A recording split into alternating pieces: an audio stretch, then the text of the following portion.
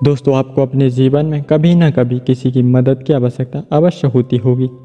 तब आप भगवान को भी याद करते होंगे। लेकिन यह भी परम सत्य, भगवान केवल उन्हीं की मदद करते हैं जो खुद स्वयं की मदद कर सकते हों। इस बात को आप इस प्रकार से समझ सकते हैं कि कोई भी व्यक्ति यदि चट्टान से नीचे गिर रहा है तो सौभाग्य से किसी भी चीज़ को तभी पकड़ सकता है जब वह उसके लिए प्रयास करेगा। यदि वह नहीं करता तो उसकी कोई भी मदद नहीं कर सकता, यहाँ तक कि भगवान भी नहीं। दोस्तों, यह कहानी एक अंधे घोड़े की है जहाँ उसका घोड़ा मित्र और उसका मालिक उसकी सहायता करते हैं।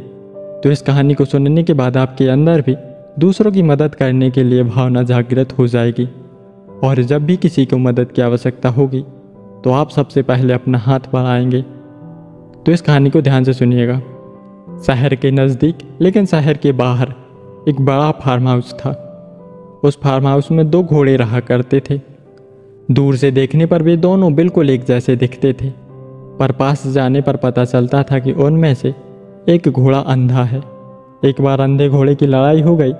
जब किसी घोड़े ने उसकी आंख पर लात मारी तो वह अंधा हो गया था। उस घोड़े के अंधे होने के बावजूद भी उसके मालिक ने उसकी बहुत सेवा की। उसे कभी भी अपने फार्म हाउस से बाहर नहीं निकाला, बल्कि उसे और भी अधिक सुरक्षा प्रदान की और आराम के साथ रखा।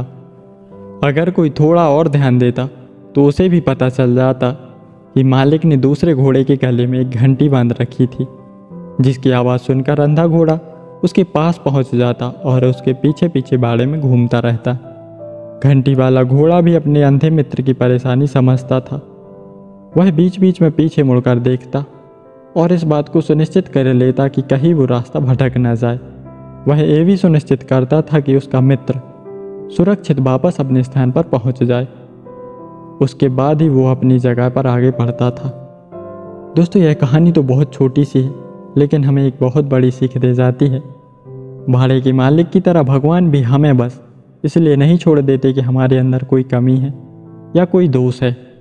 वो हमारा ख्याल रखते हैं और हमें जब भी ज़रूरत होती है तो वो किसी न किसी को हमारी मदद के लिए ज़रूर भेजते हैं।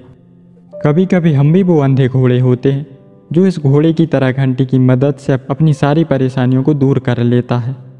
जब आप दूसरों की मदद करते हैं तो इस तरह से आप खुद की ही मदद करते हैं। मुश्किल समय में भगवान से प्रार्थना करें, लेकिन साथ ही कठिनाइयों को दूर करने के लिए अपना सर्वश्रेष्ठ प्रयास भी करें। यदि आप ईश्वर और स्वयं पर विश्वास के साथ विपरीत परिस्थितियों में भी लड़ते हैं तो आप निश्चित रूप से अपने लक्ष्य को प्राप्त कर सकते हैं। तो दोस्तों, आप लोगों को यह कहानी कैसी लगी कमेंट करके ज़रूर बताना, और इसी तरह की कहानियाँ सुनने के लिए वीडियो को लाइक करें, शेयर करें और चैनल को सब्सक्राइब करें। मिलते हैं अगली वीडियो में एक और नई मज़ेदार प्रेरणादायक कहानी के साथ। धन्यवाद।